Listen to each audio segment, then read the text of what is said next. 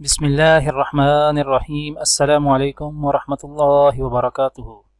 آج ہم رسول اکرم صلی اللہ علیہ وآلہ وسلم کا بارش کی دعا کے متعلق ایک فرمان بیان کریں گے انشاءاللہ۔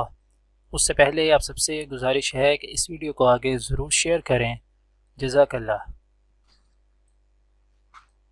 حضرت انس بن مالک رضی اللہ تعالیٰ عنہ بیان کرتے ہیں کہ رسول اللہ صلی اللہ علیہ وآلہ وسلم جمعہ کے دن خطبہ دے رہے تھے کہ ایک شخص آیا اور عرض کیا کہ یا رسول اللہ صلی اللہ علیہ وآلہ وسلم، پانی کا قحط پڑ گیا ہے، اللہ سے دعا کیجئے کہ ہمیں سیراب کر دے۔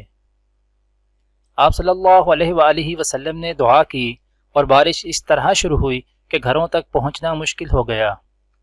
دوسرے جمعہ تک برابر بارش ہوتی رہی۔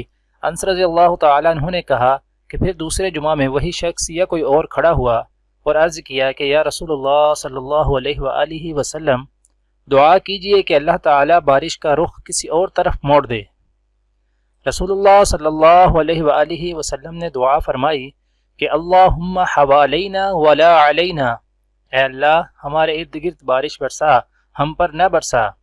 انس رضی اللہ تعالیٰ عنہ نے کہا کہ میں نے دیکھا کہ بادل ٹکڑے ٹکڑے ہو کر دائیں بائیں طرف چلے گئے، پھر وہاں بارش شروع ہو گئی اور مدینہ میں اس کا سلسلہ بند ہوا۔